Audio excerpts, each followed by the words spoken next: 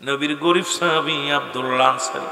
এই আনসারী এসে বাড়ি আসিয়া পর ডাক দে, বিবি ডাক দে, বলে স্বামীরা আপনি কোথায় গিয়েছিলেন? রাসূলুল্লাহর কাছে। বলে আমার নবীজি কি ওয়াজ করছে আগে বলেন। আপনারা যেমনি এখানে আসছেন, যাদের বিবিগণ আসে নাই, যাদের বিবিগণ আসছে আলহামদুলিল্লাহ, যাদের বিবি আসে না, আমার জাকের বোনেরা আসে নাই, আশেক বোনেরা আসে নাই, বাড়ি যাওয়ার পর আমার জাকের বোনেরা জন্য জিগায় স্বামীরা আপনি গিয়েছিলেন কাজীর বল্লভদি, মাহফিলে গেছিলেন, রুহুল আমিন সাহেব কি ওয়াজ করলো, মুফতি মেহেদী হাসান কি ওয়াজ করলো, মুফতি মিজান বিল্লাহ কি ওয়াজ করলো, ওই দরবার শরীফের আলেম ওলামা কি আলোচনা করলো একটু বলেন। কিন্তু আমাদের বিবিগুলো তা বলে না, আমার ধারণা তা বলে না। বাড়ি গেলে বলে এত রাত হলো কেন, কি তাবারক দিছিল, এই আলোচনাটা আসে। কিন্তু দরকার ছিল বিবিগণ স্বামীরা আপনি গেলেন, আমি যাইতে পারি নাই, কি ওয়াজ হয়েছে একটু বলেন। আমার ভাইয়েরা, আমার বন্ধুরা, আমার আব্দুল্লাহ আনসারী বিবি ডাক দিয়ে বলে স্বামী রাসূলুল্লাহ কি ওয়াজ করছে আগে আমারে শোনান। রাসূলুল্লাহ কি ওয়াজ করছে আগে আমারে শোনান।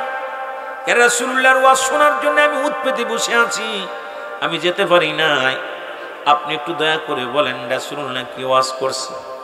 আমার নবীজি বলেন, আমার নবীর সাহাবী বলতেছে বিবিরে, আমার নবী আজকে ওয়াজ করছে যে ব্যক্তি 5 ওয়াক্ত সালাত, 5 ওয়াক্ত নামাজ সময় মতো আদায় করতে পারবে, রাসূলুল্লাহ তার হাত ধরে জান্নাতে নিয়ে যাবে। জোরে জোরে চিল্লায় বলা যাবে না সুবহানাল্লাহ। বিবি ডাকতে বলে স্বামী আমি আপনার বিবি, আপনার কাছে দামি কোনো কাপড় চাই না, আপনার কাছে খাবার চাই না, আপনার কাছে কোনো ধন সম্পদ চাই না, দুনিয়ার মধ্যে আপনার কাছে একটা দাবি করব, আপনি আমাকে একটু সুযোগ করে দিবেন, আমিও যেন 5 ওয়াক্ত সালাত নামাজ আদায় করে রাসূলুল্লাহর সঙ্গে আপনার সঙ্গে যেন একই জান্নাতে আমাদের বসত বাড়ি হয়, আমরা যেন একই জান্নাতের মধ্যে থাকতে পারি। রে স্বামী, আপনার কাছে জীবনের টাকা চাই না, ধন সম্পদ চাই না, বাড়ি চাই না, গাড়ি চাই না, আমি বালাখানা চাই না, একটু সুযোগ করে দিবেন শুধু, আমি যেন 5 ওয়াক্ত নামাজটা সময় মতো আদায় করতে পারি, আমি রাসূলুল্লাহর সঙ্গে জান্নাতে যেতে চাই আপনার সঙ্গে। জোরে জোরে চিল্লায় বলা যাবে না মারহাবা। আব্দুল্লাহ আনসারী প্রতিদিন নামাজে আসে রাসূলুল্লাহর কাছে। রাসূলুল্লাহ সালাম ফিরে আসসালামু আলাইকুম ওয়া রাহমাতুল্লাহ, আসসালামু আলাইকুম ওয়া রাহমাতুল্লাহ। নবীজি সালাম ফিরে দেখে আব্দুল্লাহ আনসারী নামাজের আগে এসে আগের কাতারে বসে, কিন্তু সালাম ফিরে আর দেখতে পায় না। নবীজি বলেন আমার সাহাবীরা রে, ও সাহাবীরা বলতে পারোনি আমার আনসারী প্রতিদিন নামাজে আসে, কিন্তু সময় মতো নামাজে আসে, সালাম ফিরায় আর দেখতে পাই না, কারণটা কি একটু বলো। আনসারী বলে আনসারী আর দেখতে পাই না, তাকে কেন বলো। সাহাবীরা বলে ইয়া রাসূলুল্লাহ ইয়া হাবিবাল্লাহ, নিশ্চিত আনসারী দুনিয়ার কোনো প্রেমে পড়ে গেছে, দুনিয়ার কোনো ঝামেলার মধ্যে আছে, এই কারণে আপনার সঙ্গে দেখাও হয় না, সালাম ফিরায় চলে যায়।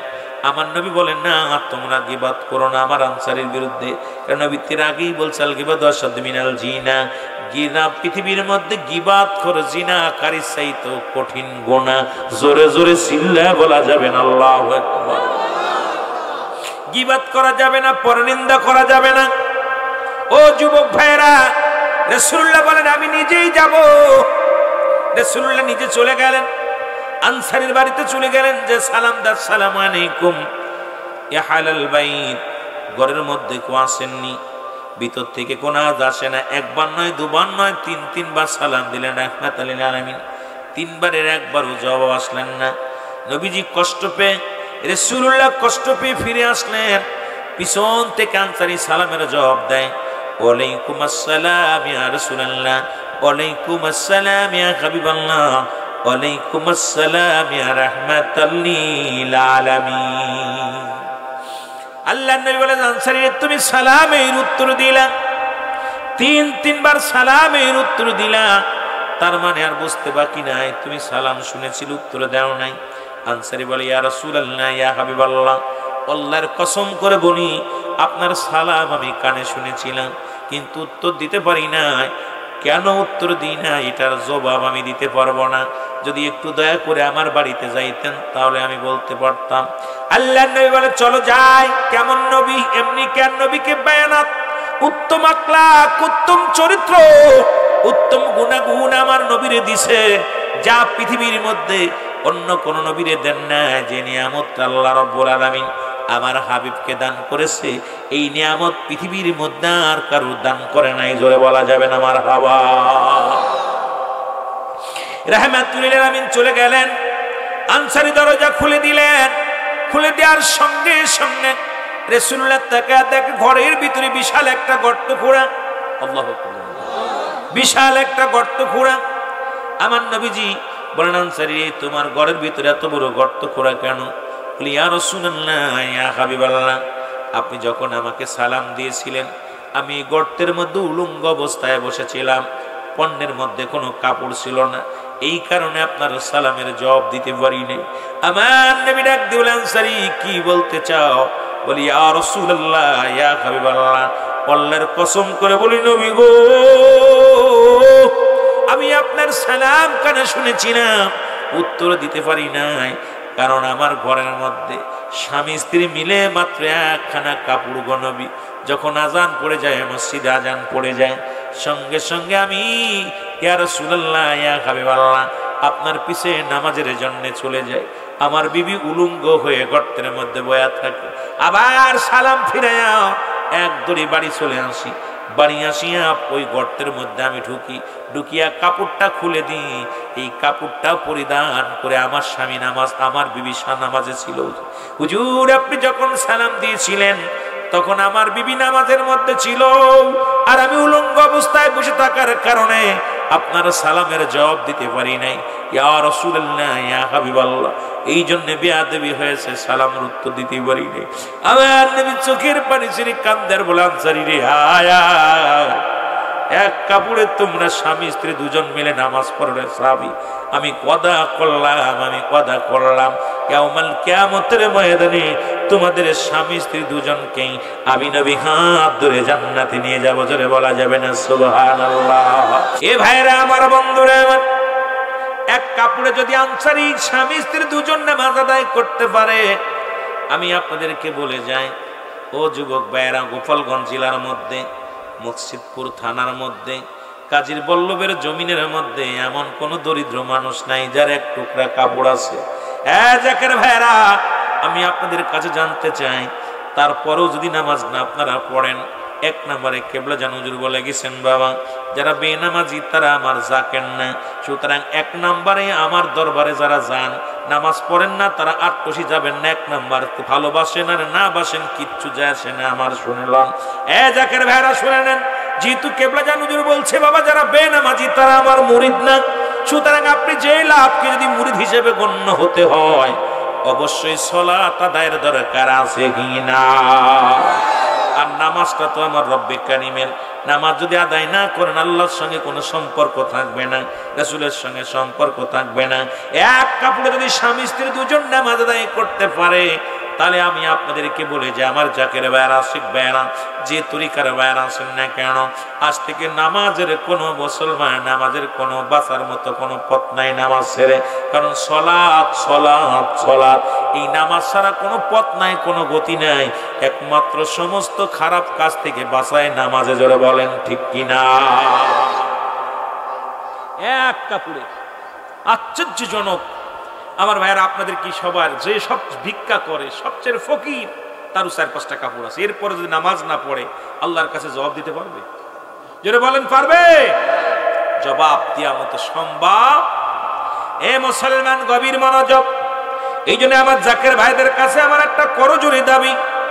অনেকেই বলে জাকেরা নামাজ পড়ে না, লজ্জা লাগে, তখন সবচেয়ে বড় কষ্ট হয় রে জাকের ভাইরা। জাকের শব্দের অর্থ জিকিরকারী। আপনার এত সুন্দর একটা নাম দেওয়া পরে যদি নামাজ না পড়েন, জামাতে না যান, এর দ্বারা আপনার পীরের দুর্নাম হয়, আপনি তরিকাতের দুর্নাম হয়। এই জন্য আমি অনুরোধ করব, যারা বেনামাজি তারা শুধু শুধু দরবারে যাওয়ার প্রয়োজন নাই, হুজুরের নামে দুর্নাম করার প্রয়োজন নাই। আমি নামাজ আটটুসি হুজুরের নামাজ নয়, সরমনা হুজুরের নামাজ নয়, সারসিনা হুজুরের নামাজ নয়। নামাজ হলো রব্বে কারিমের গোলামি করা। সুতরাং আপনি যদি রব্বে কারিমকে ভালোবাসেন, অবশ্যই সলাতের দরকার আছে কিনা। আজ থেকে নামাজ কাজা করবো না, যদি বলেন ঠিক কিনা। এক ওয়াক্ত নামাজ কাজা দিলে 80 হুতবা পরিমাণ জাহান্নাম। এক ওয়াক্ত নামাজ যদি কাজা যায় 80 হুতবা পরিমাণ জাহান্নাম। এক হুতবা পরিমাণ হলো 2,88,00,000 বছর।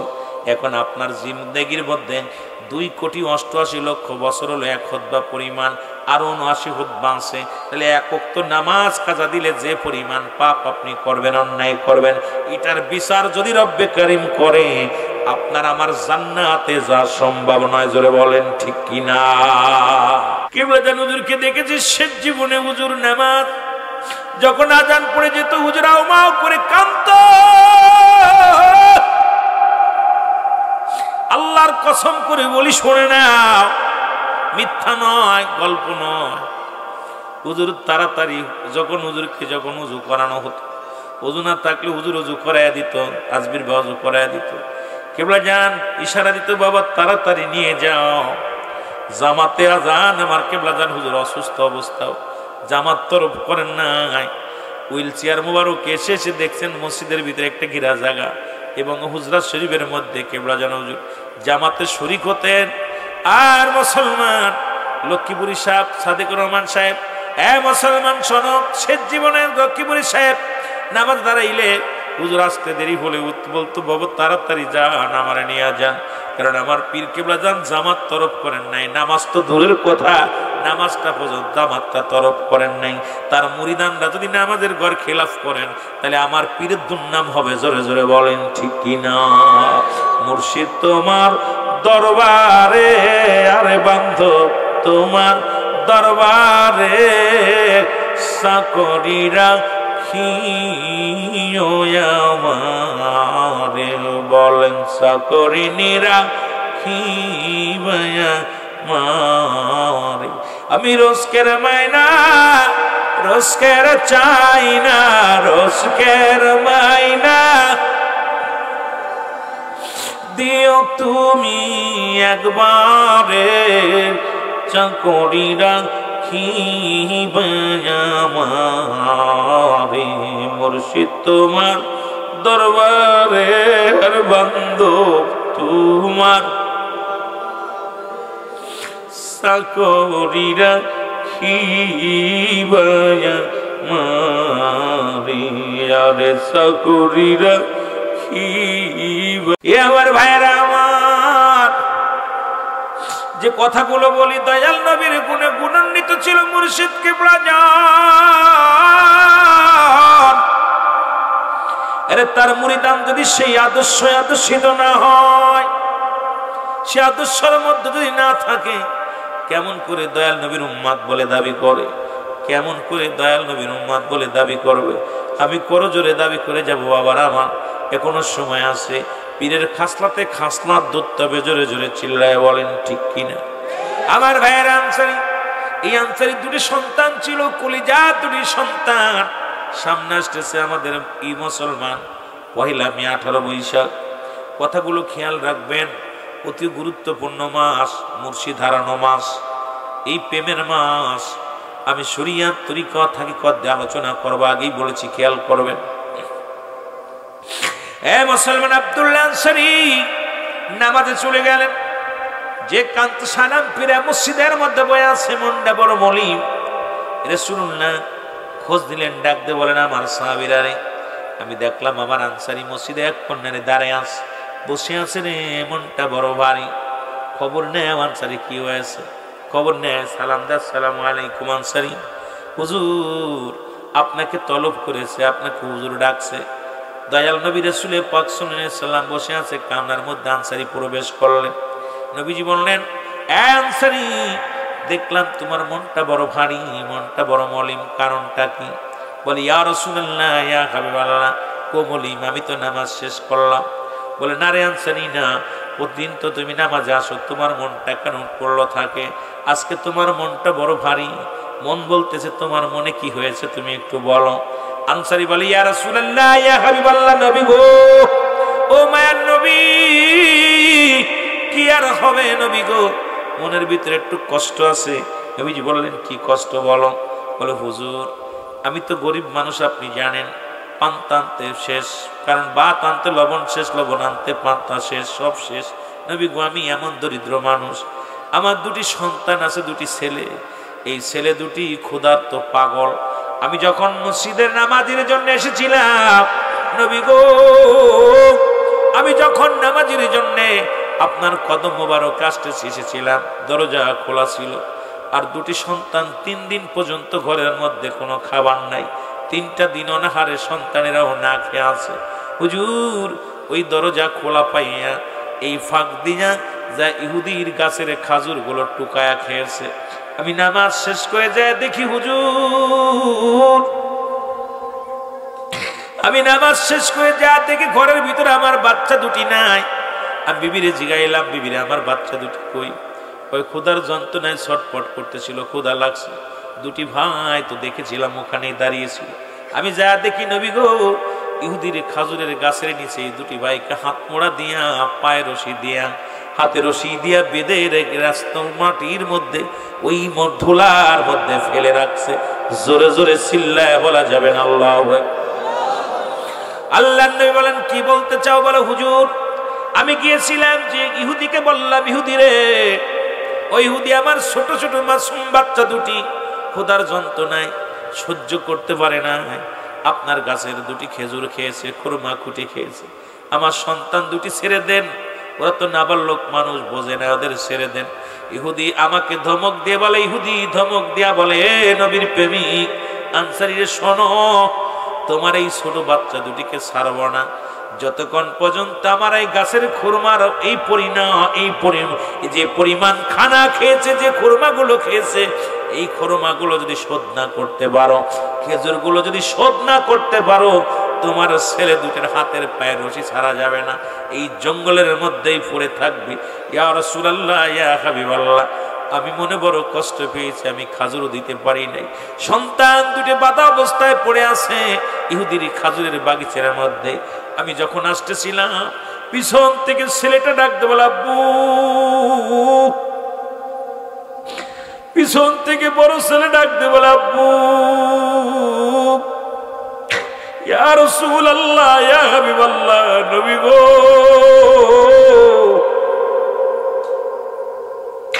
ওই সন্তান দুটির কান্না আমার হৃদয়ের ভিতরে লেগে গেছে। আমি তো আপনার চাই তোরে বেশি ভালোবাসি না, কারণ স্ত্রী পুত্র পরিবার সারা সন্তান মেয়ে সন্তানের চাইতে আপনারে বেশি ভালোবাসি। তবে নবী গো, আমি আসার সময় যখন আসতেছিলাম, ফেরত আসতেছিলাম, দুটি সন্তানের করুণ কান্না পিছন থেকে ডাক দে বলে আব্বু, আমরা খোদার যন্ত্রণা সহ্য করতে পারি নাই, এই কারণে ইহুদির গাছের খুরমা খেয়েছি। বাবা গো, আমাদেরকে রেখে যেও না, বাবা গো, আমাদেরকে লয়ে যাও। আমি আনতে পারি নাই, কারণ খেজুরগুলো দিতেও পারি নাই, আমি আনতে পারি নাই।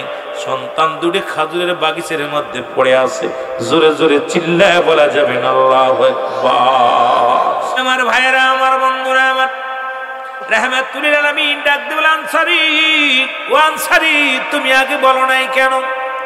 বলি ইয়া রাসূলুল্লাহ, এই জন্য বলি নাই, নামাজ শেষ করলাম, আজকে সকাল থেকে তোমার সন্তান দুটি বাঁধা, এখন বিকাল হয়ে গেল। আনসারী, তুমি এখন পর্যন্ত তুমি আমারে বললা না, মনটা বড় মলিন। বলি ইয়া রাসূলুল্লাহ, আমি আমার স্ত্রী পুত্র সন্তানাদি চাইতে আপনাকে বেশি ভালোবাসি, আপনার ছাড়া আমি ভালো লাগে না, আপনাকে ছাড়া কিচ্ছু বুঝি না। তবে সন্ধ্যা লাগো লাগো ভাব, এই জন্যে তো সন্তানের কথা একটু মনে পড়েছে। কি অবস্থা আছে? ওই বাগিচার মধ্যে পড়ে আছে।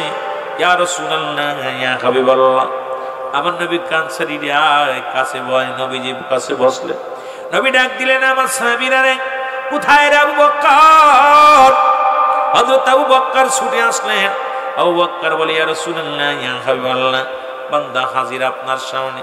আমার নবী ডাক দিয়ে কও বকর রে কোথায় রে আমার আবার সাহাবীরা কোথায় রে?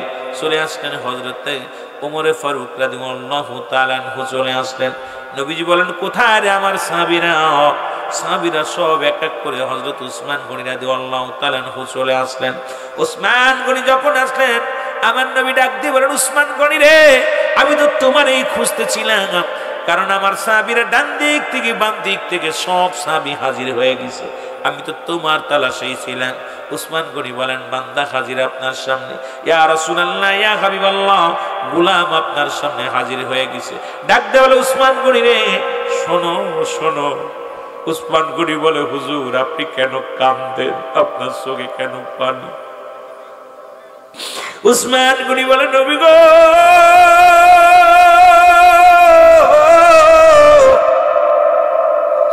আপনি তো অন্যদিনও সাহাবীদের ডাকেন, কিন্তু এরকম মনোভাব দেখি না। আপনি চোখের পানিগুলো টাস টাস করে জমিনের মধ্যে পড়েন। রাসূলুল্লাহ বলেন উসমান গনি রে শোনো, আমি তোমার ডাকছি কিসের জন্য শোনো। উসমান গনি বলে ইয়া রাসূলুল্লাহ আপনি বলেন কিসের জন্য আমাকে ডাকছেন? উসমান গনি রে, ওই যে ইহুদির বাড়িতে যে খাজুর গাছটা, ওই খাজুর গাছটা আমার চাই রে উসমান গনি, আমি যে কোনো মূল্যে ওই খাজুর গাছটা আমার চাই। উসমান গনি বলে ইয়া রাসূলুল্লাহ, ইয়া হাবিবাল্লাহ, ওই গাছটা আমি আপনার জন্য এনে দিব। জোরে জোরে চিল্লায় বলা যাবে না মারহাবা। নবী প্রেম সুধা পান রসবে মনবে দনা যত না জুরে। নবী প্রেম সুধা পান রসবে মনবে দনা যত না জুরে। আওয়াজগুলো কেবলা যেন যে মধুর বাণীগুলো নবীর ইশকে যখনই পড়ে বান্দা, নবী শান শৌকত যত গায়, যত বলি, যত শুনি, ততই মজা লাগে। যেটা বলেন ঠিক কিনা? এ আমার ভাইয়েরা, আমার বন্ধুরা, আমার যে কথাগুলো আমি বলি দিলের কান্ডা লাগা শোনো গো।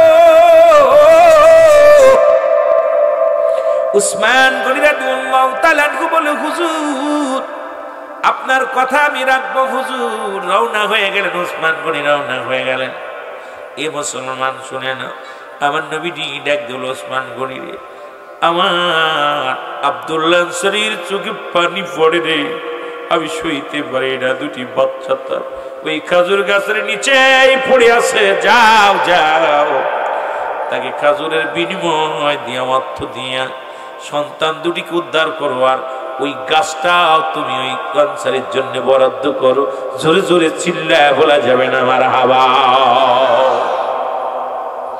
এ আমার ভাইয়েরা, উসমান গনি রওনা হয়ে গেলেন। ইহুদির বাড়িতে সালাম দেয়া কিছু ইহুদির বাড়িতে চলে গেলেন। যে ডাক দিল ইহুদি রে, ও ইহুদি শোনো। ইহুদি বললেন আজকে যেমন মুসলমান শোনো, ইসরায়েলের ইহুদিরা ফিলিস্তিনের মুসলমানদের উপরে যেমন আঘাত আনে, ইহুদিরা এত বড় চরম শত্রু। কারণ রাসূলুল্লাহর লাশ মুবারক চুরি করার ষড়যন্ত্র করেছিল ইহুদিরা। রাসূলের লাশ মুবারক পর্যন্ত রওজা থেকে সরানোর ষড়যন্ত্র করেছিল। আজকে ইসরায়েলের জমিন, ইসরায়েল তারা চায় কি, তারা ফিলিস্তিনকে দুলের সাথে মিশিয়ে দিতে চায়। ফিলিস্তিনটা এমন মুসলমানদের দিলে বড় মায়া।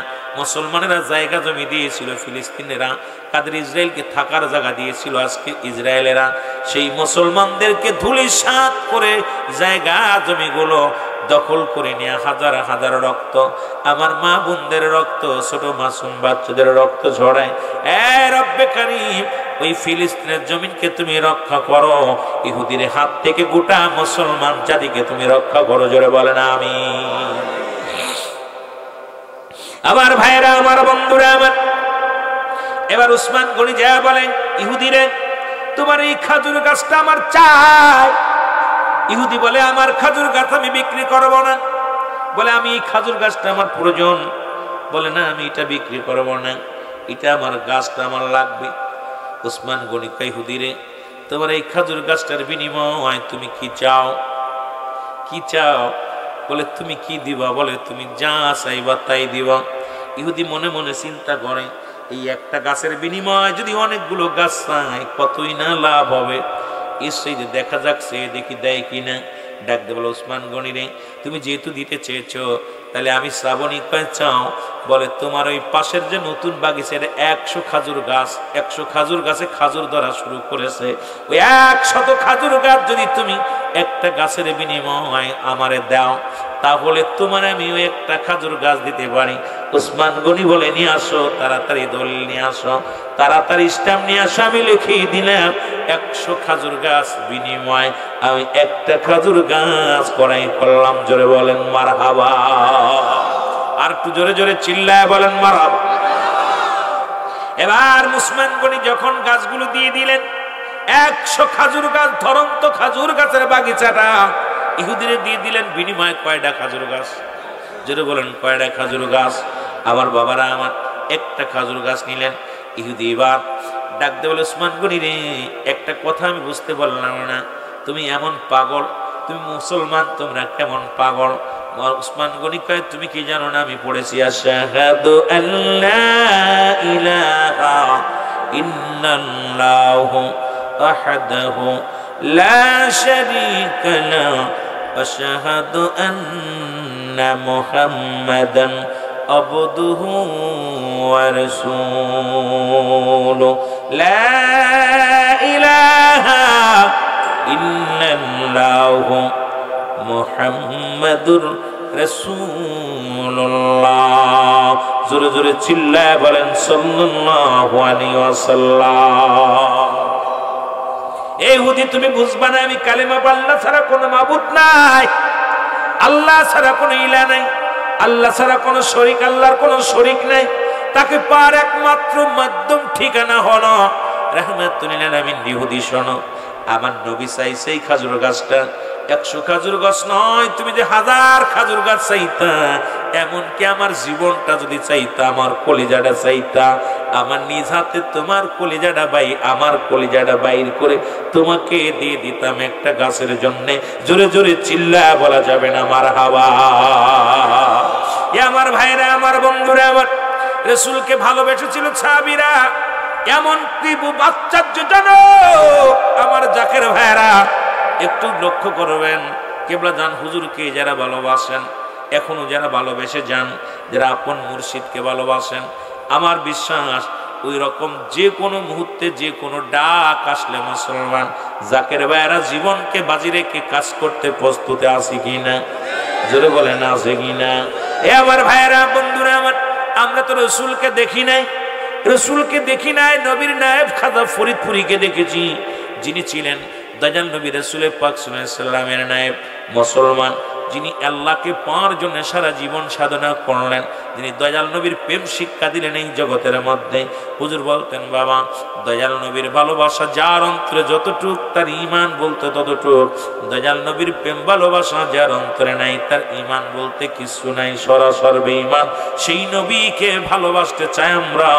আমার দয়াল নবীর ভালোবাসা নিয়ে আমরা কিবলা জান হুজুরের কদমে মুবারকে আঁকড়ে ধরে থাকতে চাই কি চাই না? কিন্তু মুসলমান যাদের মনে ধুক, আল্লাহ বলে মিনান নাস, মানুষের মধ্যে মায়াকুল, তারা বলবে আমার না, তার ঈমান আনছে বিল্লাহি, আল্লাহর প্রতি, অবিলা অমিলা কিরাকিরাতের প্রতি বিশ্বাস স্থাপন করছে। ওমা হুম বিমুমিনিন,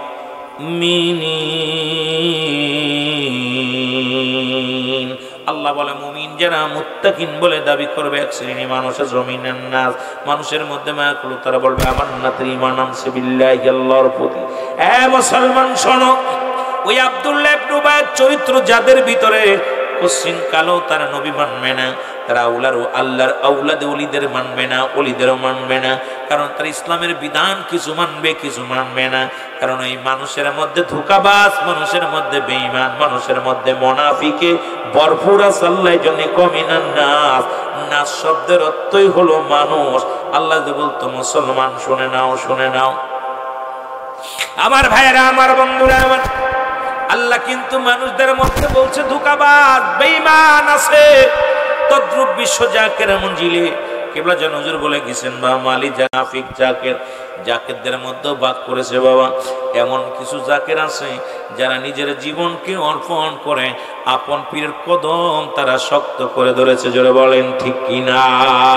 আবার আমরা কেউ গেছি ব্যবসা করার জন্য, দরবার শরীফটা আমাদের জন্য ব্যবসার হাতিয়ার বানিয়ে নিছি।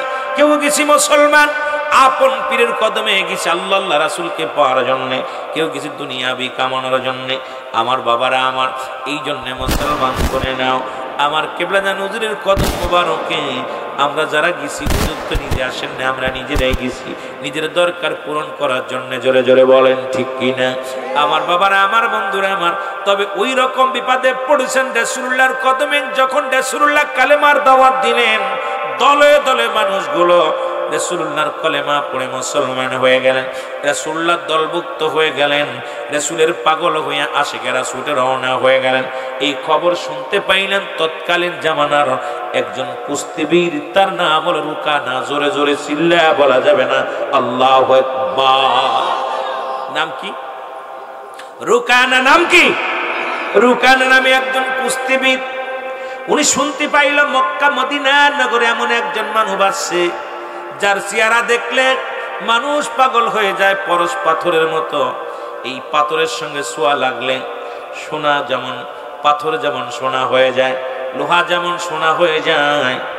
আরে রাহমাতের নবী নামে একজন নবী আছে, রাহমাতাল লিল আলামিন, আব্দুল্লাহর বেটা মুহাম্মদ। বাবার নাম আব্দুল্লাহ, বাপ তার ছেলের নাম হলো মুহাম্মদ, মার নাম আমেনা।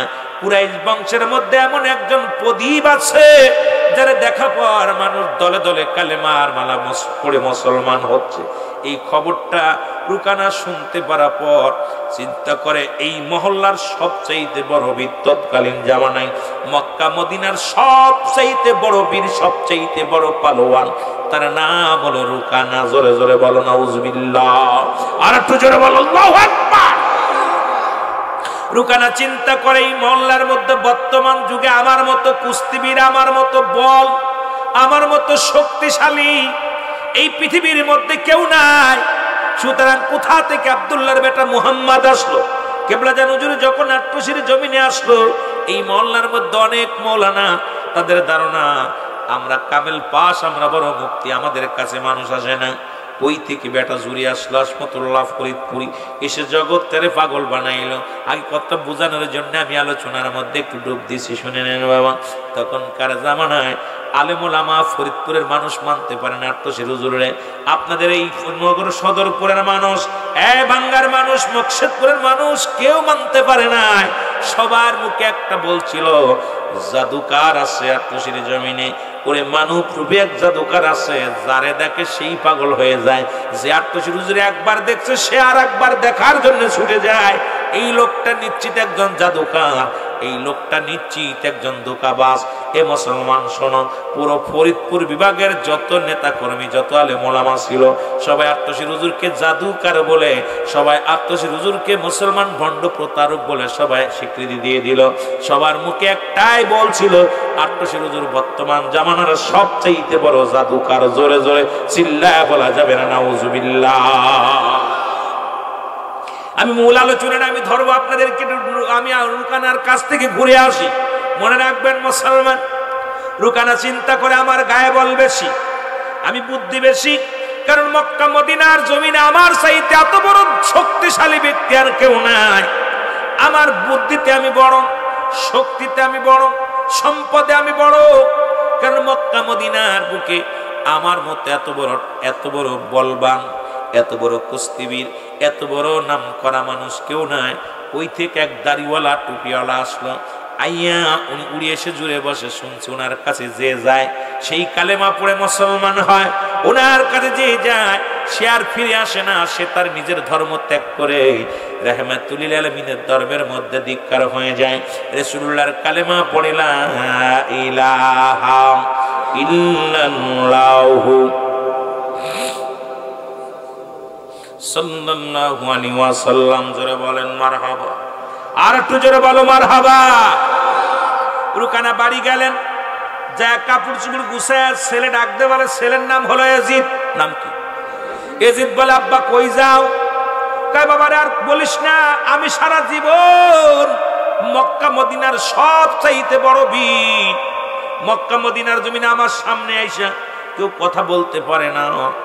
আমার নাম শুনলে যারা প্রস্রাব করে দেয়, পায়খানা করে দেয়, আমার নামের উপরে এই সমাজ চলে। মক্কা মদিনার সব মানুষগুলো থরথর করে কাঁপে। কই থেকে এক মৌলবী আসছে শুনলাম, নাম তার আব্দুল্লাহর বেটা মুহাম্মদ। সে নাকি কুরাইশ বংশের এক বড় নেতা। তার যে দেখে সেই নাকি তার দলভূত হয়ে যায়, তার যে দেখে সেই নাকি তার ধর্ম কবুল করে। দিনে দিনে প্রচার প্রসারিত হইয়া দলে দলে মানুষ ইসলাম ধর্ম কবুল করতেছে। এই খবর শোনা পর আমি আর বয়ে থাকতে পারি না। আমি রুকানা যাব, মুহাম্মদকে সাইজ করার জন্য আমি যাইতেছি রে বাবা। এজিদ কাব্বা তুমি যাবা, আমারে নিয়ে যাও সাথে। আর রুকানা কয় না তুই বাড়ি থাক। কয় না বাবা, শুনেছি সে বিশাল একজন শক্তিশালী, তার দেখলেই নাকি সব মানুষ থরথর করে কেঁপে ওঠে। আব্বা যে তোমার বয়স হয়েছে, আমি এখন ইয়ং ম্যান, বাবা গো আমিও যাব, তুমি যদি না পারো তার সঙ্গে আমি ভাগে ধরবো বাবা, তবে মুহাম্মদকে সাইজ করে ছাড়বো। জোরে জোরে চিল্লায় বলা যাবে না নাউজুবিল্লাহ। এজিদ বলতেছে আব্বা আমিও যাব। রুকানা বলতে বাবা তুই থাক। কেন আব্বা, শুনি আপনার চাইতে বীর কেউ নাই, তবে আমিও শুনেছি মক্কা মদিনায় আব্দুল্লাহর বেটা মুহাম্মদ নামে এক লোক আইছে, তার কাছে যে যাচ্ছে সেই নাকি পরাজয় করতেছে, তার সামনে থেকে কেউ ফিরে আসতে পারতেছে না। কই এত বড় বীর আর এত বড় কুস্তি, তুমি বাবা কি যায় তার তুমি হারি মানবা? রুকানা কয় না রে বাবা তুই থাক, আমি দেখে আসি। কয় না আমিও যাব। চলো বাবা, টাকা পয়সা নিয়ে রওনা হয়ে গেল। কোথায় বীরকে রাসূলকে খুঁজতে লাগলেন। মক্কার অলি গলির মধ্যে খোঁজাখুঁজি করা শুরু করলো। যাকে দেখে সেই কি। রুকানাকে দেখে সবাই বলে ভাই আপনি এত বড় বীর, মক্কা মদিনার শ্রেষ্ঠ বীর, আপনি কেন এখানে মক্কা মদিনার বুকে ঘোরাঘুরি করেন? কয় শুনলাম তোমাদের মধ্যে আব্দুল্লাহর বেটা মুহাম্মদ নামে একজন বীর দুনিয়ার মধ্যে আবির্ভাব হয়েছে। কয় হ, তার নাম শুনেন নাই? কয় শুনছি। তার সামনে গেলে তো ফিরে আসে না, আমি তো আইছি তার খোঁজে। কোথায়? কয় তার সন্ধান তো খুঁজি, আজ 5টা দিন অতিবাহিত হয়ে গেল, মক্কা মদিনার অলি গলির মধ্যে ঘুরি, কোথাও এই লোকটারে পাই না, কোথাও সেই নেতাটারে পাই না, মস্তানটারে পাই না। আমরা 2 বাপ গোটা আইছি তার সাইজ করার জন্য, ছেলে এজিদকেও সঙ্গে করে আনছি। জোরে জোরে চিল্লায় বলা যাবে না নাউজুবিল্লাহ। মক্কার লোকেরা বলে হে রুকানা শোনো। রুকানা শোনো বলে কি? বলে তুমি আইছো মুহাম্মদকে সাইজ করার জন্য, নিজেই সাইজ হয়ে যাবা, তবে শুনে রাখো তাকে কোথাও এই বাজারে পাবা না, কোথাও মেলায় পাবা না। তার যদি পাইতে হয় দেখো কোথাও আল্লাহর ঘর মসজিদ আছে, কারণ এই লোকটা এমন একজন বীর যিনি মাওলার প্রেমে হাবুডুবু খায়, দুনিয়ার কোনো প্রেমে নয়। এই আব্দুল্লাহর বেটা মুহাম্মদ যে কোনো একটা মসজিদের মধ্যে খুঁজলে তারে পাইবা, এইরকম বাজার ঘাটে ঢোল পিটালে তারে পাওয়া যাবে না। তুমি যে ঢোল পিটাইতেছো আমি বীর কুস্তিবীর এসেছি, মুহাম্মাদের কোথায়, আব্দুল্লাহর বেটা মুহাম্মদ কই, এইভাবে ডেকে তারে পাওয়া যাবে না, খোঁজ নাও মসজিদে সেই লোকটা থাকে। আরে রুকানা কয় কি কও, এত বড় বীর সে আবার মসজিদে পালাবে? কয় মসজিদ পালায় না, সে তার গোলামি, আল্লাহর গোলাম, সে তার মনিবের সঙ্গে আল্লাহর সঙ্গে গল্প করে, আল্লাহর সঙ্গে কথা কয়, এই জন্য সে মসজিদে ইবাদতগত অবস্থায় থাকে। জোরে বলেন মারহাবা। আর একটু জোরে বলা যাবেন আল্লাহু আকবার। এবার রুকানা খুঁজতে খুঁজতে যায়, দেখে রাসূল পাক সাল্লাল্লাহু আলাইহি ওয়াসাল্লাম মসজিদের মধ্যে সিজদায় পড়ে কান্দে, সিজদায় পড়ে কান্দে রব্বে কারিমের দরবারে। লোকজনের জিজ্ঞাসায় বাইরে মুহাম্মদ রে পাওয়া যাবে কই? এক লোক বলে ভাই মুহাম্মদকে খোঁজেন, ওই যে দেখেন সিজদায় পড়ে আছে। যা দেখে সিজদায় পড়ে আছে, এবার ডাক দে মুহাম্মদ। রাগান্বিত হয়ে বলে মুহাম্মদ। আমার নবীজি মাথা তুললেন, মাথা তুলে দেখে রুকানা সেই কুস্তিবীর বিশাল দানব, পিছন দিকে তাকায় দেখে দানবটা দাঁড়ায় আছে। নবীজি বলে রুকানা রে তুমি কিসের জন্য আসছো? বলে শুনলাম তুমি এমন একজন বীর, তুমি এমন একজন জাদুকার, আর এমন একজন ভয়ঙ্কর জাদুকার, মক্কা মদিনার মানুষগুলো দলে দলে কালেমা পড়ায় মুসলমান বানাও, তোমার কাছে যে আসে সে নাকি তোমার দলে চলে যায়। আমি আইছি, আমার সঙ্গে এখন কুস্তি ধরা লাগবো, আমি তোমার দেখাশোনা, তোমার সঙ্গে কুস্তি লড়তে চাই, তোমার সঙ্গে একটু বল খাটাইতে চাই। আল্লাহ নবী ডাক দেবার রুকানা রে, রব্বে কারীম আমারে কুস্তি ধরার জন্য দুনিয়ার মধ্যে পাঠাই নাই। রুকানা শোনো,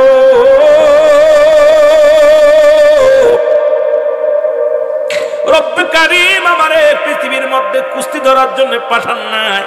রুকানা রে, তুমি সময় আছে, এখনো পড়ো আশহাদু আল্লা ইলাহা ইল্লাল্লাহু ওয়াহদাহু লা শারীকা লাহু ওয়া আশহাদু আন্না মুহাম্মাদান আবদুহু ওয়া রাসূলুহু। মারহাবা বলেন না? কষ্ট হচ্ছে আপনাদের? ছেড়ে দিব? কষ্ট হচ্ছে? আওয়াজ মুরব্বীরা বসে আছে, আল্লাহ তুমি কবুল করো, জোরে বলো না আমি। মুসলমান রুকানা কয় তুমি এ কি তা কও? কয় রুকানা রে, আসমান জমিনের ভিতরে খোদাকে ভয় করো, আমার রব্বে কারীমের ভয় করো। আল্লাহ নবী কয় রব্বে কারীমের ভয় করো। রুকানা, সে আবার কোন হালুয়া? আল্লাহ আবার কি? আমি আল্লাহর পয়গম্বর মুহাম্মদ, আমারে তুমি মানো? কয় মানতে পারি, আমার সঙ্গে কুস্তি ধরা লাগবে। কুস্তি ধরে যদি তুমি পারো, তাহলে আমি কথা দিলাম, আমি রুকানা তোমার দলভুক্ত হয়ে যাব, তোমার খোদাকে মেনে নিব, তোমারও মেনে নিব। আর যদি কুস্তি ধরে আমার সঙ্গে না পারো, তাহলে তুমিও কথা দাও, আমার দেব দেবীর পূজা শুরু করবা, আমারে খোদা বলে মেনে নেবা। যদি রাজি হও, আমি রুকানা তোমার প্রস্তাবে রাজি। নাউজুবিল্লাহ বলা যাবে না? আল্লাহ নবী উপর দিকে তাকাইলেন, রব্বে কারীমের দিকে তাকাইয়া আল্লাহ নবী ডাক দিয়ে বলে, রব্বে কারীম, ও রব্বে কারীম, আপনি আমার মালিক, আপনি আমার রব, আপনি আমার সব। মক্কা মদিনার শ্রেষ্ঠ বীর আমার সামনে খাড়া হয়ে আছে। আল্লাহ, আমাকে তো আপনি কুস্তি ধরার জন্য পাঠান নাই, আমাকে তো আপনি বল পরীক্ষা করার জন্য পাঠান নাই। এখন রুকানা তো আমার সঙ্গে কুস্তি ধরতে চায়, আমি রাজি হব কি হব না? রব্বে কারীম ডাক দিয়ে বলে, হাবিব আর দেরি করেন না, রুকানার সঙ্গে কুস্তি ধরতে রাজি হয়ে যান। জোরে জোরে চিল্লা বলা যাবে না মারহাবা। আল্লাহ নবী বলে, আমি রাজি। নবীজি বলেন, আমি রাজি। রুকানা কয়, আমিও রাজি। লোকজন নবী সাহাবীরা দাঁড়ায় আছে, লোকজন দাঁড়ায় আছে। কি আশ্চর্য খেলা! রাসূলুল্লাহ দাঁড়ায় আছে, রাসূলুল্লাহ দাঁড়ায় আছে এক পাশে। রুকানা তো ধরবে রাসূলকে, ধরে একটা আছাড় মারবে, বড় চিন্তা। রুকানার গায়ে অনেক বল, কারণ মক্কা মদিনার জমিনে ওর চাইতে বড় কুস্তিবীর, ওর চাইতে আর দানব কেউ ছিল না। রাসূলুল্লাহ তার কাছে একদম বাচ্চা। নবীজি এক পাশে দাঁড়ায় আছে, রুকানা দাঁড়ায় আছে, এইভাবে ধরবে।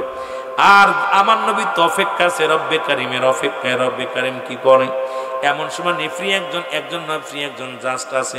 নেফরি যখন বাঁশি দিছে, রাসূলুল্লাহ দুটি হাত ধরে, এক হাত ধরছে মাজা, আর এক হাত ধরছে গাড়, ধরে উঁচু করে একটা আছাড় মারছে জমিনের মধ্যে, জোরে বলা যাবে না সুবহান। রুকানারে মারছে এক আছাড়, রুকানা ভিতরে কইরা কুয়াকুই শুরু করছে। রুকানা কাম সারছে, বেটা দেন আমার ছেলে আর আমি যেরকম, এরকম কোথাও রাসূলুল্লাহর গায়ে নেই বল।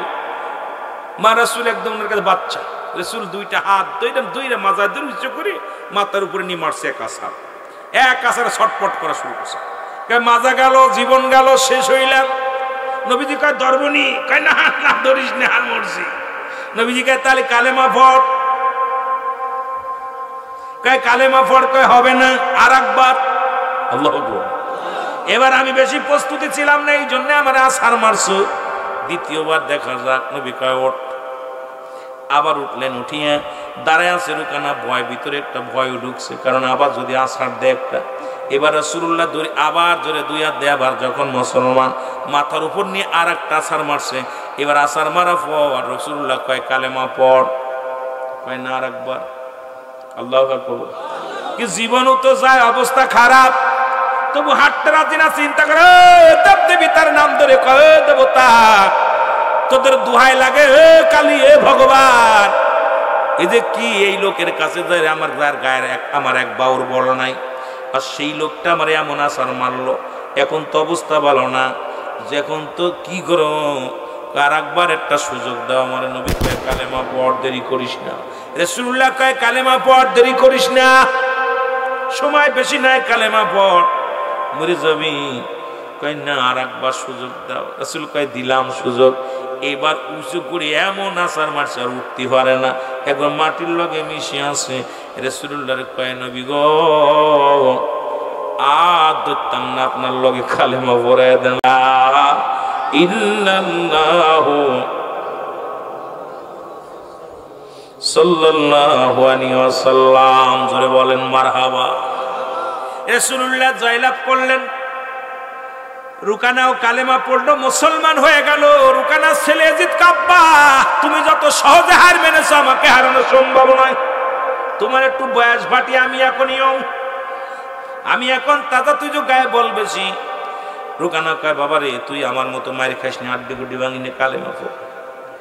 আমিও কম চেষ্টা করি না, আমি যেহেতু পরাজয় মানছি। আর দেরি করিস না বাবা ইয়াজিদ, তাড়াতাড়ি পড় কালেমা। ইয়াজিদ কাব্বা, তুমি কি পাগল হইছো? আমি সহজে ছেড়ে দিব, আমি নয়া মস্তান, কত গায়ে বল বেশি, ইয়ং ম্যান। আল্লাহর নবী কয় ইয়াজিদ রে, তোর বাবার মতো পরিণত হবে, তাড়াতাড়ি কালেমা পড়। রুকানা কয় ইয়াজিদ বাবা, শুধু শুধু মায়ের খাস নে, কালেমা পড়। ইয়াজিদ কাব্বা হবে না, আমি ওনারা সহজে ছাড়বো না। আব্দুল্লাহর বেটা মুহাম্মাদের লগে আমার কুস্তি ধরতে হইব। এবার আল্লাহ নবী কয় আয়, তাড়াতাড়ি আয়, দেরি করিস না। এবার ইয়াজিদ আসছে, আল্লাহ নবী উচ্চ করে ধরে এত জোরে একটা আছাড় মারছে, এক আছাড়ে ইয়াজিদের হাত পাও বাস। ইয়াজিদ কয় আর দ্বিতীয়টার দরকার নাই, স্যান্ডার কাটছি, লা ইলাহা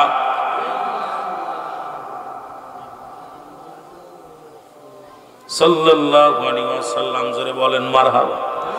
এ মুসলমান আরবের বড় বীর, এইটা দেখে এক ইহুদির বাচ্চা দেখে দুই ইয়াজিদ এবং ইয়াজিদের সন্তান এবং রুকানা দুজনই কালেমা পড়ে মুসলমান হয়ে গেছে।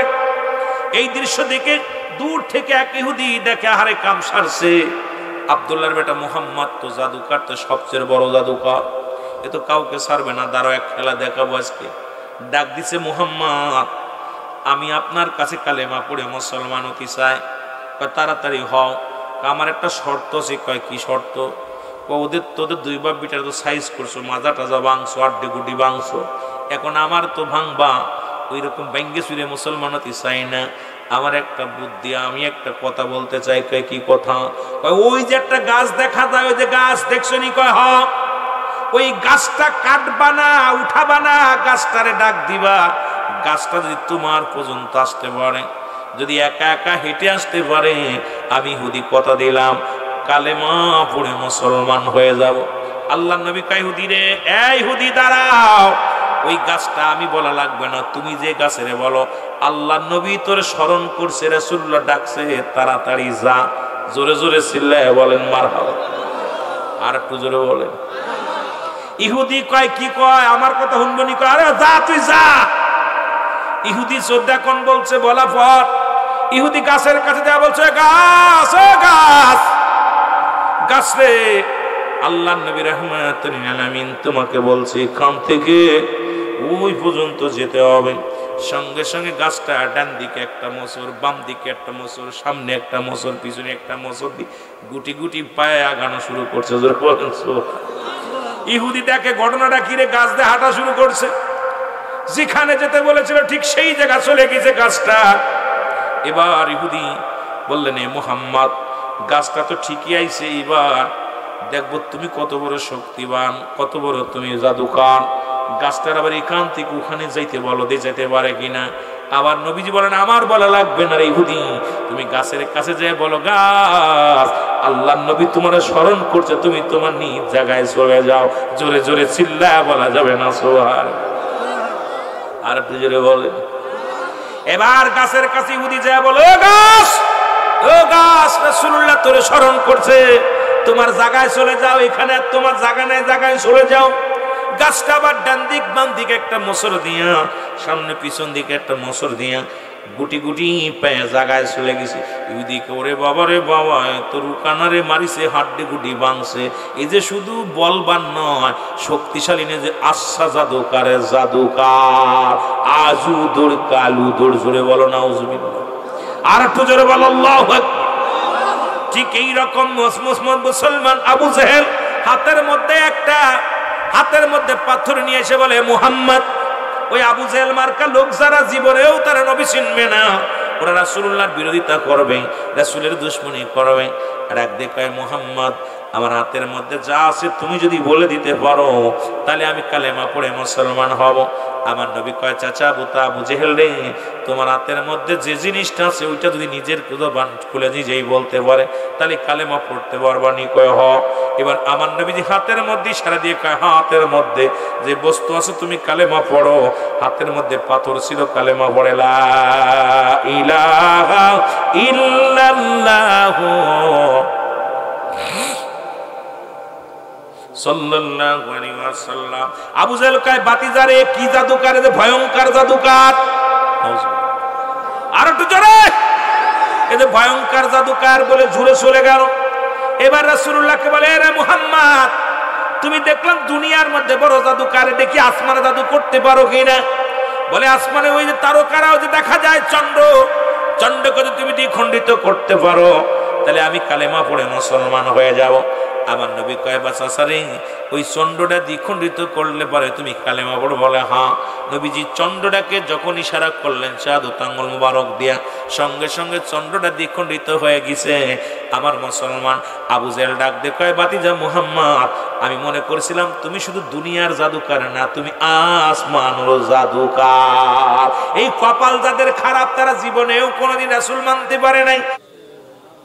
আমার ভাইরা, আমার বন্ধুরা, আমার কেবলা জানো হুজুর প্রথম যখন দরবারে আসলেন, 80 শতকের কথা একটা বলে যায় আপনাদের, 80 শতকের গল্প। হুজুর পাক দরবারে আসলেন নতুন মানুষ। আমার বাবারা, আমার ভাইরা, আমার বন্ধুরা, আমার অল ফরিদপুরের মানুষ কেবলা জানকে জাদুকার বলে কত না উপহাস করতেছিলেন, যে কথা বলতেছিলাম। কেবলা জানকে কত মানুষ, কত আলেম কাফের উপাধি দিচ্ছে, কত আলেমরা হুজুর পাকরে জাদুকার বলেছে।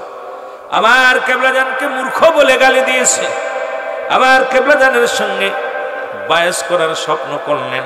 তখন ফরিদপুরের মানুষ, ওই কাশেম ভাইয়ের মতো মানুষ যারা ছিল, ইসমাইল মাতবারের মতো মানুষ যারা ছিল, পুরন জাকেরা বাড়ির গাছে একটা ফল ধরলে হুজুরের দরবারে না দিয়ে খায় নাই। গাছে একটা নারকেল ধরলে আগে দিছে, দুধ হইলে গাভী দুয়াইলে গাভীর দুধটা নিয়ে হুজুরের কদমে আগে দিছে। যখন গাছে মুসলমান জমিনে যত ফসল হয়েছে আমি দেখেছি, আমি ছোট্টবেলা আমার কাশেম বাইরে ধান হলে পেঁয়াজ গুলো আগে 10-5 কেজি পেঁয়াজ গুলো দরবারে নেমে রাখছে, রসুই রাখছে, পাটগুলো রাখছে। অনেক জাকের ভাইরা দান হলে আমি দেখেছি, যখন এই বাইরবাগ মাদ্রাসায় লেখাপড়া করেছি, অনেক জাকেরদের দেখছি বাবা আমার কাছে পর্যন্ত ধানগুলো জমা দিয়ে গেছে, 2 সের 3 সের 5 সের করে ধান। বলতো, রুহুল আমিন সাহেব আপনি মাদ্রাসায় পড়েন, যদি 8 যান নিয়ে যাবেন। কারণ এই জাকের ভাইরা প্রথম ফসলটা আপন পীরের দরবারে খেদমত দিতেন, তার মধ্যে রহমত পাতেন, বরকত পাতেন। ভাইরা আমার, এগুলো দেখা পর ফরিদপুরের সমস্ত উলামা একরামের নজরে পড়ে গেল। তাদের ধারণা 8 আসলো কোথা থেকে এক জাদুকার আসছে, এই জাদুকার মানুষগুলোকে পাগল বানাইতেছে। তার দরবারে ফল ফালাদি, গাছের ফল, গাভীর দুধ, ধান চাল সব নিয়ে জমা দেয়। কোন ফতুয়ায় খায় এটা আমাদের জানার দরকার। সবাই মিলে একটা যুক্তি করলেন, 8 হুজুরে এইভাবে ছেড়ে দেওয়া যাবে না। আমাদের বাড়িতে একটা নারকেল আনে না, একটা ডিম আনে না, 8 কোথা থেকে আসছে এক হুজুর, তার কাছে নিয়ে যায় দলে দলে মানুষ। এবার পুরো ফরিদপুর বিভাগ থেকে বড় বড় আলেম সব একত্রিত হইয়া মিটিং ডাকলেন। 8 হুজুরের কাছে চিঠি লিখলেন, হুজুর আমরা আপনার কাছে বসতে চাই। হুজুর বলেন, আপনারা যেদিন সুযোগ পান সেদিনে আমি সেদিন রাজি। বলেন, হুজুর আগামী সপ্তাহে শুক্রবারে আমরা বসবো, শনিবার স্কুল আমাদের খোলা, বৃহস্পতিবার হাফ মাদ্রাসা, শুক্রবারে বন্ধ। এই শুক্রবারে আপনার সঙ্গে আমরা বোঝাপড়া করতে চাই। 80 শতকের গল্প শোনেন। আমার মুরব্বী জাকের ভাইরা যারা আছেন, ছোট জাকের ভাইরা যারা আছেন, কেবলা জান হুজুর বললেন, বাবা আমি রাজি। চিঠিখানা পাওয়ার পর পুরো ফরিদপুর থেকে বড় বড় বিজ্ঞ উলামা একরাম গাড়ি ভর্তি করে কিতাব, বড় বড় কিতাব। তখন মুসলমান ঘোড়ার গাড়ি করে কিতাব নিয়ে গেছে, গরুর গাড়িতে করে কিতাব নিয়ে গেছে। কিতাব নিয়ে আট্টশির জমিনে শরীফপুর সদরপুরে মুসলমান স্কুল মাঠ, ওই মাঠের মধ্যে বিশাল বায়াজ হবে। এই বায়াজের জন্য আট্টশির হুজুরকে দাওয়াত দিলেন। হুজুরও বাবা শুক্রবার হলো, এইদিক ঢাকা থেকে কয়েকজন জাকের ভাই আসছে। আমার ভাইয়েরা, জাকের ভাইয়েরা আসার পর হুজুর কি করলেন, তাদেরকে বিদায় দিতে একটু সময় লাগছে। 10টায় বসবে, 11টা পর্যন্ত বায়াজ হবে 1 ঘন্টা। তারা প্রশ্ন করবে, হুজুর শুধু জবাব দিবে।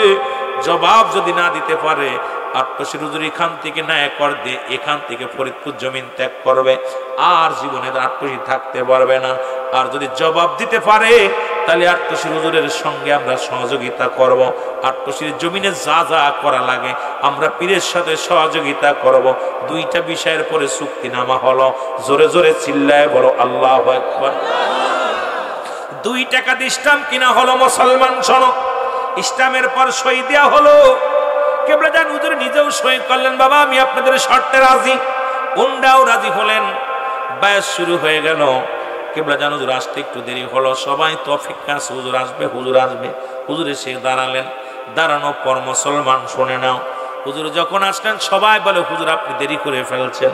হুজুর প্রথমেই ক্ষমা চাইলেন তাদের কাছে, যেহেতু আমার বাড়িতে মেহমান আসছে, সেই মেহমানদারি করতে সময় লাগছে। বাবা আমি দুঃখিত, এই জন্যে আপনারা শুরু করেন।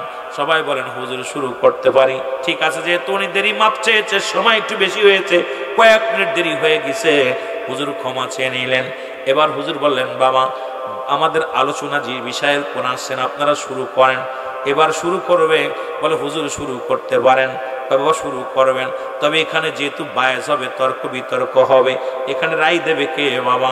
এখানে তো একটা রায় দেওয়ার জন্য মানুষ লাগবে। হুজুর বলা পর বলেন, হুজুর আমরা কারে দিব? আজকে সভাপতি লাগবে, যেমন আজকের মাহফিলের সভাপতি আছে। বাবা একজন সভাপতি নির্ধারিত করা লাগবে গো। বললেন, বাবা আমরা কারে দিব সভাপতি? হুজুর কারণ আমাদের সব, উনি হলো অমুক মাদ্রাসার প্রিন্সিপাল, উনি হলো অমুক মাদ্রাসার হেড মুহাদ্দিস, উনি হলো অমুক মাদ্রাসার ভাইস প্রিন্সিপাল, উনি হলো অমুক মাদ্রাসার বড় প্রিন্সিপাল। হুজুর আমাদের ভিতরে বিজ্ঞ আলেম, আপনি আজকের এই অনুষ্ঠানের একজন সভাপতি নিযুক্ত করেন। আপনি যাকে সভাপতি বানাবেন আমরা তারই মেনে নিব। জোরে বলেন আল্লাহু আকবার।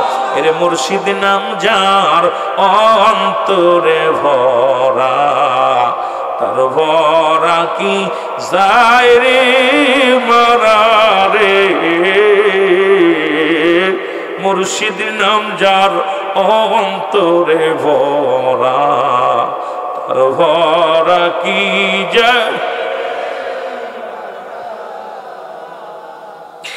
আমি মুর্শিদের নাম স্মরণ করি, অকুল সাগর ধরলাম পারি রে। আমি মুর্শিদের নাম স্মরণ করি, অকুল সাগর ধরলাম পারি। উসে পার করে নাও আমার ভরা রে।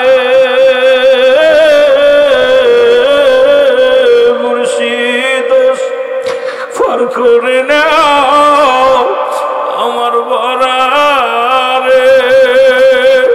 উঠছি বাজান তোমার ভাঙ্গানায়, মুর্শিদ নাম যার অন্তরে ভরা, তার ভরা কি।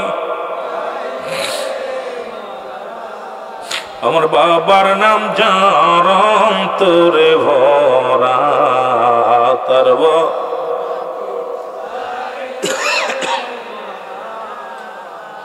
ও পরেতে শয়তান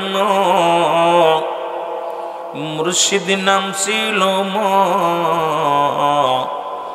অমন্তর রে। পার করবে না ধনী মানি রে, সে পার করবে না ধনী মানি রে। পার হবে বাবার ভক্ত যারা, মুর্শিদ নাম যার অন্তরে ভরা, তার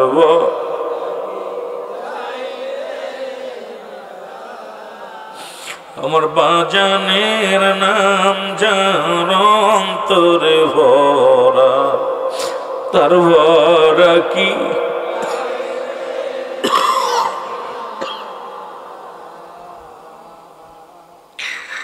বাবা পার করে নাও আমার ভরা রে মুর্শিদ পার করে নাও আমার ভরা রে উঠছি তোমার ভাঙ্গানায় মুর্শিদ নাম যার অন্তরে ভরা তার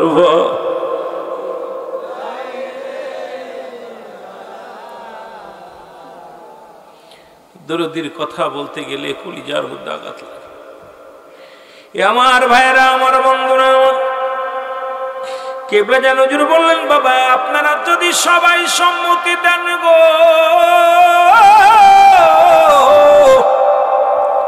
আমি আজকে সভাপতি বানাইব। বললেন বাবা আপনি আমরা সবাই সম্মতি দিলাম আপনি সভাপতি বানান। কেবলা যেন হুজুর ডাক দিয়ে বলেন বাবা ওই লোকটাই হবে আজকের মাহফিলের আজকে এই মাহফিলের তাবে কোথায় বায়েজ মাহফিলের সম্মানিত সভাপতি। জোরে জোরে চিল্লায় বলেন মারহাবা। বাবা আপনি উঠে আসেন। হুজুর যখন ডাক দিলেন লোকজন সবাই এর মুখের দিকে তাকায় ওর মুখের দিকে তাকায়। সবাই বলে আট্টশির হুজুর এতদিন জানতাম ভণ্ড এখন দেখি একেবারে গাঁজাখোর মদখোর একদম পাগল ধোকাবাজ ভণ্ড প্রতারক এর মতো ধোকাবাজ আর কেউ নাই। সবাই গালাগালি শুরু করে দিল। আট্টশির হুজুর ভণ্ড আট্টশির হুজুর মিথ্যাবাদী আট্টশির হুজুর একদম চগলখোর এ তো পিত্ত নয় বড় ভণ্ড। হুজুর চারিদিকে তাকায় দেখে সবার মুখে হাসি। সবাই কানাকানি শুরু করলেন। বলে বাবা আপনারা কানাকানি করেন হাসাহাসি করেন কেন? পায় হুজুর আমরা জানতাম আপনি ভণ্ড আপনি দেখি প্রতারক ঠকবাজ। কারণ যে লোকটার নাম বলেছেন ওই লোকটা জন্ম নিয়ে আজ পর্যন্ত একদিনও কারোর লগে কথা বলে নাই। উনি আমাদের বাড়ির পাশে বাড়ি। উনি হলো বুবা। আজ 40 বছর বোবা অবস্থায় কোনোদিন কারোর লগে কথা বলে নাই। আপনি তারে বানাইলেন সভাপতি। আসলে আপনার মতো বেয়াদব আপনার মতো তারসিরা আপনার মতো লম্ফট আপনার মতো মিথ্যুক কাজ্জাবাজ আর এই সমাজের মধ্যে নাই। হুজুর মুখটা বড় মলিন করে ফেললেন। বলে বাবা কি বলেন উনি বোবা? কয় হ্যাঁ বোবা। উনার সঙ্গে আমার বাড়ির পাশের মানুষ আমরা চিনি না আপনি চেনেন। হুজুর বলেন বাবা রাখেন আপনারা হাসাহাসি বাদ দেন উনি বোবা নয়। হুজুর ডাক দিলেন বাবা আপনি ওঠেন। এবার উঠে দাঁড়াইলেন। বলে বাবা আপনার নাম কি? বেলাল। উনি সঙ্গে সঙ্গে ডাক দিয়ে বলে হুজুর ঠিকই বলেছেন আমার নাম হলো মোহাম্মদ বেলাল। জোরে জোরে চিল্লায় বলা যাবে না মারহাবা। আমার মন মজাইয়া রে দিল মজায়া বাজান রওজা তে ঘুমায় আমার মন দিল মজায়া বাবায় রওজা। ও মুর্শিদ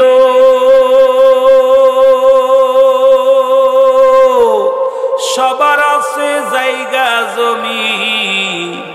ও মুর্শিদ আমার বেলায় আছো তুমি তুমি রে। ও মুর্শিদ সবার আছে জায়গা জমি আমার বেলায় আছো শুধু তুমি রে। শয়ন স্বপনে তোমারে পাইলে শয়নে তোমারে পাইলে আর কিছু চাই না গোলাম জীবনে। আমার মন দিল মজায়া বান্ধব রওজাতে ঘুমায় আমার মন দিল ও মুর্শিদ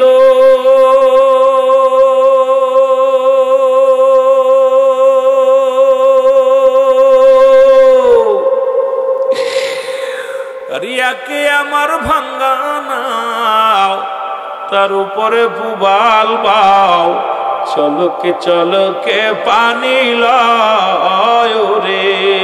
ও মুর্শিদ একে আমার ভাঙ্গা নাও, তার উপরে পুবাল বাও, চলকে পানি লয়। কই মুর্শিদের ঠাই এ তরির ভরসা নাই, কই এ তরির ভরসা নাই, লাও দরিয়া দিতে পারে রে। আমার মজায়ারি দিল মজায়া বান্ধব রওজাতে ঘুমায়। আমার দিল বজায়া বাবায় রোজা। ও মুর্শিদ একে আমার ভাঙ্গা ঘর, তার উপরে নরে চর, কখন জানি যে ঘর ভেঙে পড়ে রে। আগের নেওয়ারি রে কাঞ্চা বাসের বেড়া রে, আগের নেওয়ারি রে কাঞ্চা বাস, বাজার লুটায়া নিল চুরাই রে। আমার মন দিল মজায়া বান্ধব রওজা আতে ঘুমায়। আমার মন দিল মজায়া বান্ধব রওজা। এ ভাইরা আমার, বন্ধুরা আমার, কেবলাদা নজর ডাক দিয়ে বলে, বাবা আপনার নাম কি?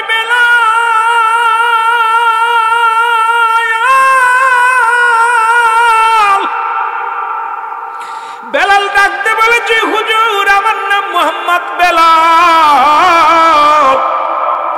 উপস্থিত যত মুসল্লি ছিল সবার মাথা নত হয়ে গেছে। ডাক দিয়ে বলে, কাল লগে ব্যাস করার জন্য আসছিল, যিনি 40 বছরের বুবার মুখে বুলি ফুটাইতে পারে, ইনি সাধারণ কোনো মানুষ নয়, সাধারণ কোনো পীর নয়। ইনি পৃথিবীর মধ্যে আসমানের নিচে জমিনের উপরে ইনি কামেলে মোকাম্মেল অলি, এর মধ্যে কোনো সন্দেহ নাই। জোরে জোরে চিল্লায় বলা যাবে না সুবহানাল্লাহ। সবাই ডাকতে বলে, হুজুর আমরা বায়াস করতে চাই না, আপনি আমাদের সত্য তরিকা গ্রহণ করায় দেন।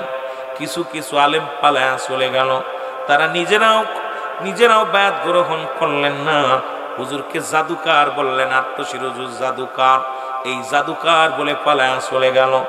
অসংখ্য আলেম ওলামা, অসংখ্য আশিকরা কালেমা পড়ে ওদিন তরিকা সত্য তরিকা গ্রহণ করেছিল। সবাই বললেন, আমরা মানি আত্মশির হুজুর কামেল।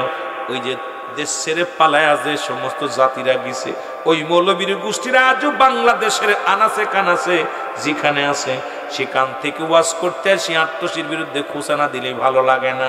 ওই বংশ আবু জেহেলের বংশরা যেখানে আছে, সেখান থেকে আত্মশির ওয়াজ করে আত্মশি খুসা মারে। আত্মশি খুসা না মারলে তাদের ওয়াজ যায় না, তাদের পেটের ভাত হজম হয় না। ও মুসলমান শোনো, ওই কিয়ামত পর্যন্ত পালানো গরু এখনো আছে, তারা থাকবে, কিয়ামত পর্যন্ত থাকবে। আর যারা সত্য তরিকা, হুজুর বলছে বাবা, ও বাবা সত্য তরিকা কপালে লাগে, এটা ভাগ্য গুণে। কামেল পীরের সান্নিধ্য লাভ করা ভাগ্য লাগে, কপাল লাগে। আমরা যারা ভাগ্যবান, আমরা যারা কপালে আমাদের জুটেছে এমন পীর, আমরা বড় ধন্য হয়েছি। ও মুসলমান, এমন একজন পীরের কদম পায়া জোরে জোরে বলেন ঠিক কিনা? এ ভাইরা আমার, জাকের ভাইরা, আমি আর লম্বা করবো না আলোচনা, আপনাদেরকে নিয়ে আলোচনা লম্বা করব না। শেষ কথা একটা বলি, সামনে 18 বৈশাখ। ও মুসলমান, কত আঘাত আমার নবীরে করেছে। নবীর 6 জন ছিল ফুফু, তাদের মধ্যে 2 জন হলো ইমানদার, বাকি 4 জনই নবীরে মানতে পারে নাই। রাসূলুল্লাহ 9 জন ছিল চাচা, 2 জন ঈমান আনছে, বাকি 7 জন মানতে পারে নাই। তদ্রূপ আপনারা ফরিদপুরের মানুষ যতই হন, কাছের মানুষগুলো হুজুরকে বড় কষ্ট দিবে। আমার নবীর যেমন কষ্ট দিছে, দয়াল নবীর সত্য তরিকা নিয়ে, রাসূলুল্লাহর সত্য তরিকা নিয়ে খাজা বাবা সৈয়দ আল্লামা বিশ্বলি ফরিদপুরি আট্টশির জমিনে এসেছিল, আছে, থাকবে। আপনারা দয়া করে শক্ত করে ধরবেন। অনুরোধ করব আপনাদেরকে মুসলমান, কারণ হুজুর বলছে বাবা এমন একটা সময় আসবে তসবির দানা ছিঁড়ে গেলে যেমন একটা দানা ধরে রাখা যায় না, সুতা ধরে রাখলে সমস্ত দানাগুলো চলে যায়, এমন একটা সময় আসবে একটার পর একটা বিপদ আসবে।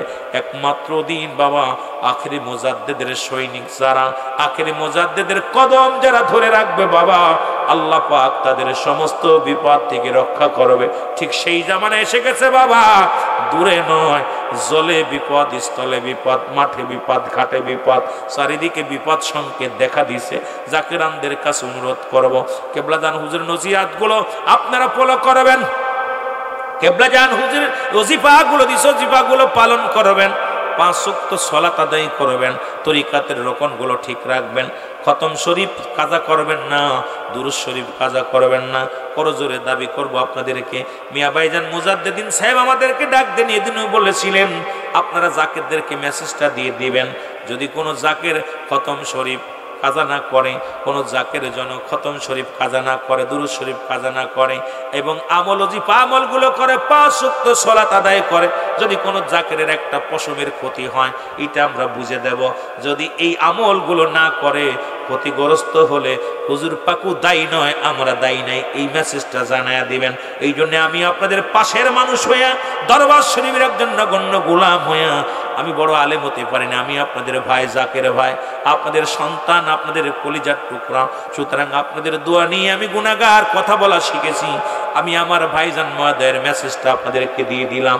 যদি আমলগুলো করতে পারেন, যদি চুলের একটা ক্ষতি হয় এটা মুজাদ্দিদ পরিবার বুঝে নেবে, আর যদি এটা না করেন, এর জন্য যদি ক্ষতিগ্রস্ত হন, আমার পীরকে দায়ী করতে পারবেন না, কেবলাদান হুজুর আহলে বায়াতদেরকে দায়ী করতে পারবেন না। মেসেজটা দিয়ে গেলাম, জোরে জোরে চিল্লায় বলেন আল্লাহু আকবার।